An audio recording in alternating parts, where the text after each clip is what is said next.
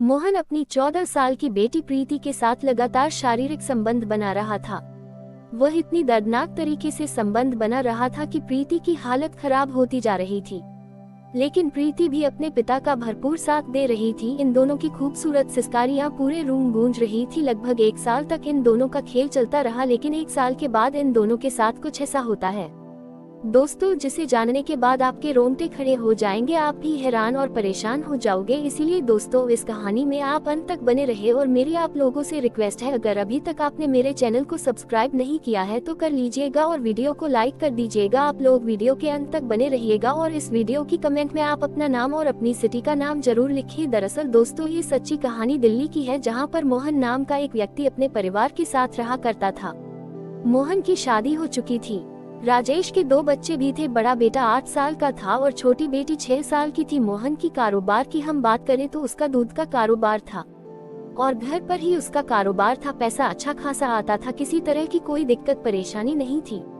मोहन का अपनी पत्नी के साथ अक्सर झगड़ा हुआ करता था। जब वह रात में अपनी पत्नी के साथ संबंध बनाया करता था तो उसकी पत्नी एक ही बार मोहन को संबंध बनाने देती थी, लेकिन जब मोहन दूसरी बार संबंध बनाने की कोशिश करता था तो उसको मना कर देती थी और संबंध बनाने नहीं देती थी। इस पर मोहन को गुस्सा आ जाया करता था। वह उससे मारपीट शुरू कर देता था, उसको गाली गलौज देना शुरू कर देता था। एक दिन दोस्तों, मामला इतना बढ़ जाता है कि उसकी पत्नी मोहन को छोड़कर और अपने दोनों बच्चों को लेकर अपने मायके चली जाती है और मोहन से कहती है कि मैं तुम्हारे साथ एक पल भी नहीं रह सकती हूँ, तुमसे तलाक ले लूंगी। अब मोहन अकेला हो जाता है। घर उसको काट खाने को उड़ने लगा था। ये सोच रहा था कि आखिर क्या किया जाए। लगभग इस तरीके से 6 महीने का समय गुजर जाता है। 6 महीने के अंदर मोहन अपनी पत्नी से एक बार मिलने के लिए जाता है और उसको मनाने की कोशिश करता है और उसको वापस लाने की कोशिश करता है, लेकिन उसकी पत्नी उसकी एक ना सुनती है और कहती है कि मैं तुम्हारे साथ एक पल भी नहीं रह सकती हूँ, तुम यहाँ से चले जाओ। जब मोहन अपनी पत्नी की यह बात सुनता है तो वापस चला जाता है। अब यही सोचने लगता है कि आखिर अब क्या करेगा वह, क्योंकि वह तो अकेला हो चुका था। जो उसकी शारीरिक जरूरतें हैं अब कैसे उसकी पूरी होंगी। इसलिए उसने एक प्लान बनाया और अपने दोस्त से कहा कि वह दूसरी शादी करना चाहता है। उसके लिए कोई ऐसी महिला बताएं जो उससे शादी कर सके। उसके दोस्त ने कहा कि आप मुझे 1 महीने का समय दे दीजिए, मैं 1 महीने के अंदर ऐसे कोई महिला बताऊंगा जो आपसे शादी कर सके। 1 महीने के बाद उसके दोस्त ने एक ऐसी महिला बताई जो विधवा थी। उसके पति का एक्सीडेंट हो चुका था, वह दुनिया से जा चुका था। अच्छा, उस महिला की एक 12 साल की बेटी थी जो उसी के साथ रहा करती थी। जब उसके दोस्त ने ये कहा कि उसकी एक 12 साल की बेटी है और वह महिला विधवा है और शादी करना चाहती है, तो तुम्हारे लिए यह औरत बिल्कुल परफेक्ट रहेगी, आप इससे शादी कर लो। मोहन को उसकी बात पसंद आ जाती है और वह कहता है कि ठीक है, मैं तैयार हूँ। अब कुछ दोस्त वगैरह मिलते हैं और मिलने के बाद एक मंदिर में जाकर मोहन उस महिला से शादी कर लेता है। अब मोहन उस महिला को अपनी दुल्हन बनाकर घर लेकर आ जाता है। इन दोनों का वैवाहिक जीवन बड़े अच्छे से गुजर रहा था। मोहन की शारीरिक जरूरत पूरी होने लगी थी, उसे महिला की शारीरिक जरूरतें पूरी होने लगी थी, उस महिला की भी शारीरिक जरूरतें पूरी होने लगी थी। किसी तरह की कोई दिक्कत परेशानी नहीं थी। अच्छा, राजेश का जो कारोबार था वह काफी अच्छा कारोबार था। पैसे से लेकर तो किसी तरह की कोई दिक्कत होती ही नहीं थी। जो 12 साल की लड़की होती है जिसका नाम प्रीति होता है, वह भी इन्हीं के साथ रह रही होती है। एक दिन मोहन की पहली पत्नी को पता लग जाता है कि राजेश ने दूसरी शादी कर ली है और अपनी पत्नी के साथ वह वहीं पर रह रहा है, लेकिन उसकी पत्नी को कोई फर्क नहीं पड़ता है, क्योंकि उसकी पत्नी ने तो उसको हमेशा के लिए छोड़ने का प्लान बना लिया था और उससे तलाक लेने का पूरा प्लान बना लिया था कि अब वह मोहन के साथ एक पल भी नहीं रहेगी, वह उससे तलाक ले लेगी। इसलिए दूसरी शादी करने के बाद भी पहली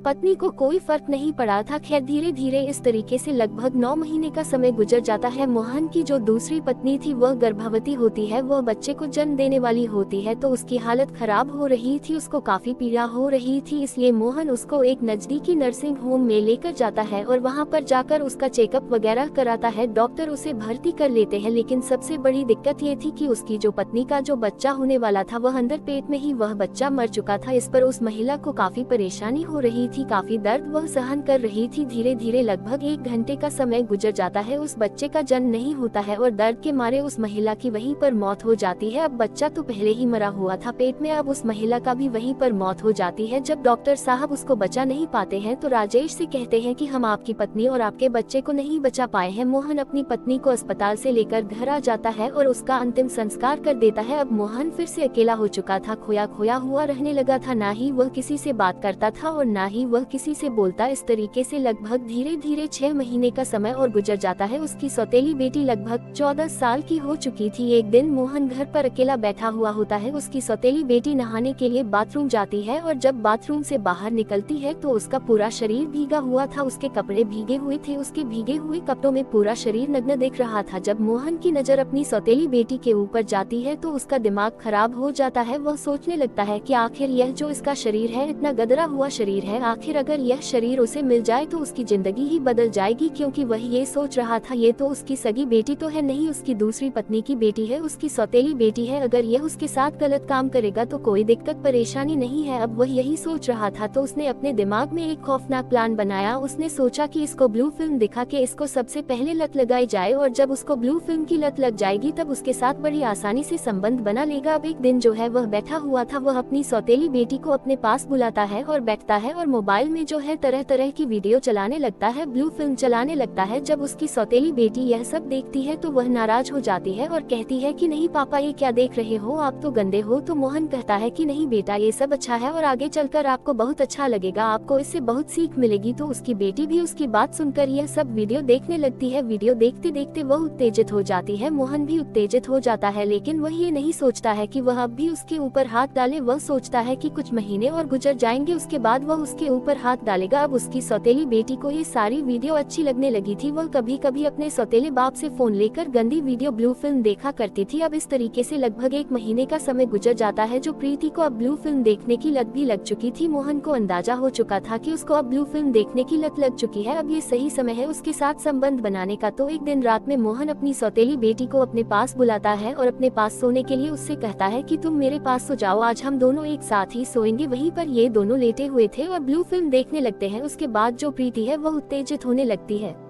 मोहन भी उत्तेजित होने लगता है, उसके शरीर पर हाथ फेरने लगता है, उसको जगह जगह से छूने लगता है और मोहन एक ही झटके में अपनी सौतेली बेटी को निर्वस्त्र कर देता है। उसके शरीर पर एक भी कपड़ा नहीं होता है। ये सब प्रीति को अच्छा लग रहा था क्योंकि प्रीति ने जो सब वीडियो में देखा था वह वैसा ही मोहन उसके साथ कर रहा था। क्योंकि वीडियो में वह सब जान चुकी थी कि आखिर इसमें होता क्या है, कितना मजा आता है, कितना क्या होता है। ये सब प्रीति वीडियो देख देख कर जान चुकी थी और उसको ब्लू फिल्म देखने की लत भी लग चुकी थी। अब मोहन भी अपने कपड़े उतार देता है और लगातार उसके साथ छेड़खानी करने लगता है। लगभग 15 मिनट के बाद वह उसके साथ संबंध बनाने लगता है। अच्छा, प्रीति को शुरू में तो अच्छा नहीं लगता है, उसको दर्द होने लगता है। वह कहती है कि पापा मुझे छोड़ दीजिए, मुझे बहुत दर्द हो रहा है। लेकिन यह इंसान उसे कहाँ छोड़ने वाला था। ये लगातार उसके साथ शारीरिक संबंध बना रहा था, इतनी दर्दनाक तरीके से संबंध बना रहा था कि प्रीति की चीख निकलने लगती है, वह रोने लगती है। उसके बाद आधे घंटे तक ये संबंध बनाता है और जब ये थक जाता है तो उसे छोड़ देता है। उसके बाद वहीं पर ये दोनों सो जाते हैं। फिर अगला दिन होता है। मोहन अपनी सौतेली बेटी को फिर से अपने पास बुलाता है, फिर से ब्लू फिल्म दिखाता है और फिर से उसके साथ संबंध बनाने लगता है। आज जब मोहन उसके साथ संबंध बना रहा था तो प्रीति को भी अच्छा लग रहा था, उसको भी एंजॉय आ रहा था, वह भी अपने पिता का भरपूर साथ दे रही थी।